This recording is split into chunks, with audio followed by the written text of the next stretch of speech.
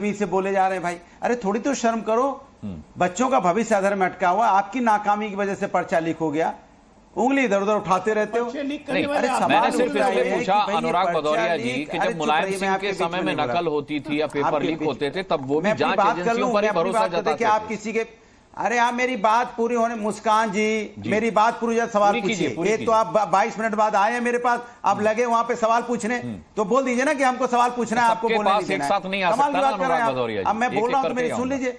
नहीं तो एक साथ नहीं आ सकता, मेरी बात तो सुन लीजिए। सुनिए, बताइए पूछिएगा। मैं कह रहा हूं भारतीय जनता पार्टी ये जो पर्चा लीक होता है ना, ये एक तरह से क्राइम, मतलब जैसे वार होता है ना देश के ऊपर में, जितना नुकसान होता है उससे कई गुना ज्यादा नुकसान इससे होता है, क्योंकि इससे राष्ट्र का नुकसान है ये।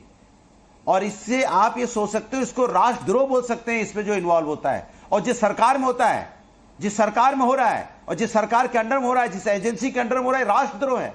बच्चों के भविष्य से खेल गए आप। बच्चों का भविष्य का जिम्मेदार कौन होगा? ये बोल के नहीं होगा कि फलाना फलाना फलाना फलाना। ये जिम्मेदारी आपको लेनी पड़ेगी, क्योंकि आप जिम्मेदार हैं इसके। आपको जिम्मेदारी लेनी पड़ेगी। और आप जिम्मेदारी लेने होंगे, ये क्या पूछे क्या कीजिएगा, जब इसका नाम निकलेगा तो क्या कीजिएगा, उसका नाम निकलेगा तो क्या कीजिएगा, तो आप झुंझुना बजाइएगा क्या? सरकार में बैठ के झुंझुना बजाइएगा? पर्चा लीक हो जाएगा, बच्चों की जिंदगी बर्बाद हो जाएगी, झुंझुना बजाइएगा? आप बताइए, यहाँ उत्तर प्रदेश में पुलिस का यहाँ पे 60 लाख लोग अपियर हुए, पर्चा यहाँ भी वही हो गया। और जो पर्चा लीक जो एजेंसी चला रही थी वो विदेश भाग गई, उसका मालिक विदेश भाग गया। कैसे विदेश भाग गया? झुंझुना बजा रहे थे क्या? विदेश कैसे भाग गया? किसने भागने दिया? इसकी इंक्वायरी कौन करेगा? इसके बारे में कौन बोलेगा? जिस पे आरोप है, जो एजेंसी इसका एग्जाम करा रही थी, उसका मालिक विदेश भाग गया। माने कमाल है, भारतीय जनता पार्टी में जितने देश में जो हमारे राष्ट्र का नुकसान करते हैं वो विदेश भाग जाते हैं, वो ये जाने भी देते हैं। उसके बाद हमारा ध्यान डाइवर्ट करने के लिए फलाने का नाम, ढिकाने का नाम। अरे जिसका नाम बता रहा, अमित आनंद का नाम तो जो आपके उप मुख्यमंत्री हैं उनके साथ भी फोटो है, बाकायदा फोटो आरजेडी ने ट्वीट की है। तो क्या कीजिएगा? क्या कीजिएगा? क्या कीजिएगा? ये क्या कीजिएगा नहीं होगा। क्या करोगे? क्या किया है? सिर्फ नुकसान किया है, राष्ट्र का नुकसान किया है। और राष्ट्र का नुकसान करने वाला जिम्मेदार आप हैं। आप कभी सोचा उस मां के बारे में? सोचा जो माँ, जो बाप किस तरह खेती बेच के अपने बच्चे की तैयारी कराता है, तैयारी कराने के बाद 1 साल बाद जब एग्जाम देने जाता है, मेरे ख्याल से अनुराग भदौरिया आप जिस तस्वीर की बात कर रहे हैं, सुप्रिया वही तस्वीर दिखा रही है।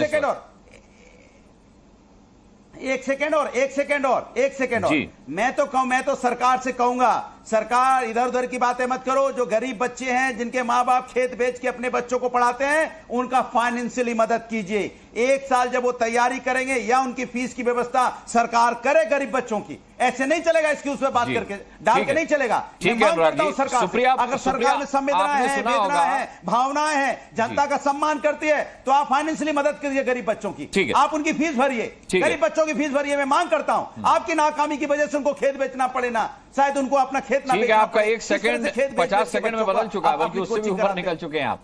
सुप्रिया, अजय आलोक ने साफ तौर पर कहा कि आप सवाल तो प्रधानमंत्री से पूछ रहे हैं, लेकिन अगर इसमें जिस तरीके से तेजस्वी यादव की भूमिका संदिग्ध है, अगर उसके सबूत सामने आते हैं और प्रमाणित होता है, तो क्या सवाल उनसे भी पूछेंगे आप?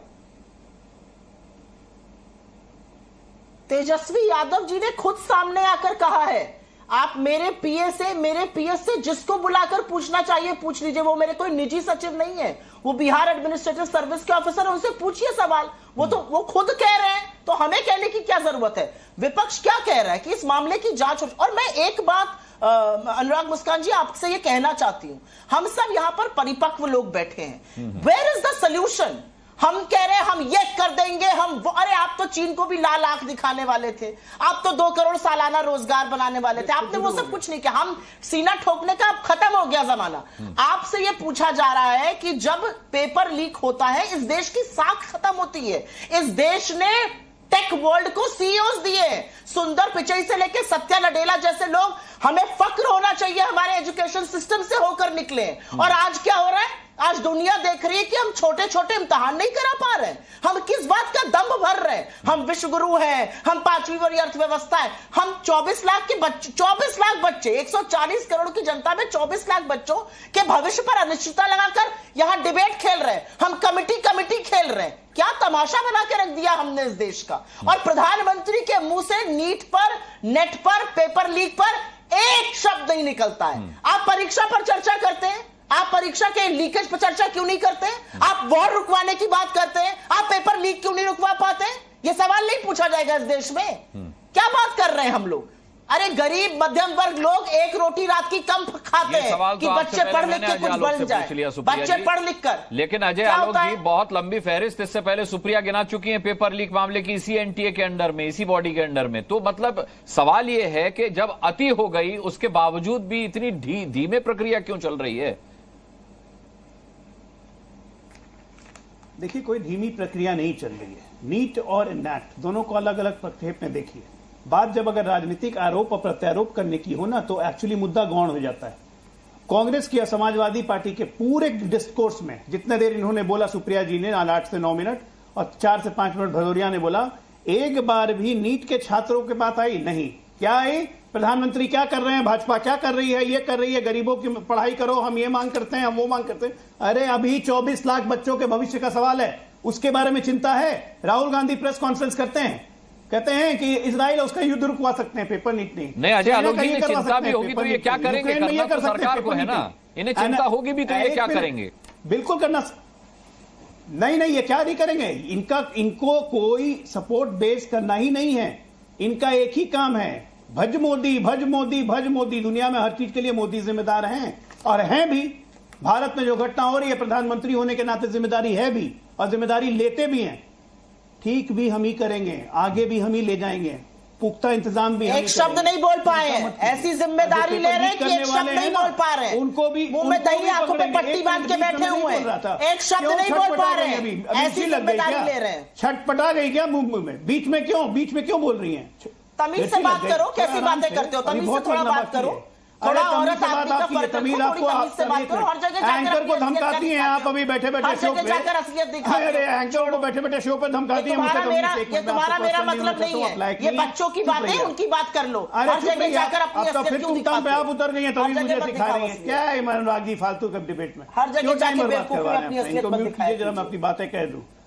अरे जाइए ना, आपको कौन कितना बेवकूफ और कितना समझदार है पूरी दुनिया जानती है आपको। हर बार बोलती हैं, बहुत सब अच्छा जानते हैं पार्टी के लिए बोलते सब आपके मतलब सब आपके बड़बुकपन को जानते हैं, सब जानते हैं बुड़बक कौन है शो पर, तुम्हें कुछ सब जानते हैं। ऐसे फालतू का व्यक्तिगत बहस। पहले नीतीश जी को नाश कुमार कहने वाले अब यहाँ पर आकर उनको डिफेंड करने अरे भैया अपना देखो ना, आप अपना देखिए ना, नाश कुमार कौन स्मृति ईरानी जी के पास आगे पीछे जाकर आर्टिकल छपवाने के लिए रोते रहती थी। निकालू क्या अच्छा चिट्ठा आपका? निकालो। स्मृति ईरानी से कभी बात नहीं करी है, तुम्हें गलत फहमी है। अरे बड़ी गलत फहमी है तुम्हें, आर्टिकल निकलवाने के लिए।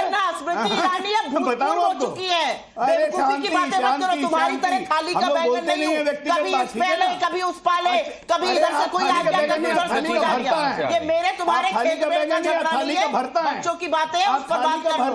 अपनी असलियत मत बताना शुरू करो, नहीं तो इतनी कलई खोल दूंगी कि टीवी पर जाने लायक नहीं रहोगे। जो टीवी पर बैठ के बुड़बक पढ़ाई करते हो उसके लायक नहीं रहोगे। ये सब कल आपकी खुलती है रोज दिन। कांग्रेस पार्टी में कल खुल जाती है। मत करो, बेवकूफ लगते हो। मैं आपसे बहस बेवकूफ लगते हो, बेवकूफी की हरकतें मत करो, बुड़बक पना मत करो। बुड़बक पना लगता है, बच्चों की बात करने आए उनकी बात करिए, अपनी बेवकूफी की बातें मत किया करो। मुझे लगता है कि मेरी अकल पर कमेंट मत करो।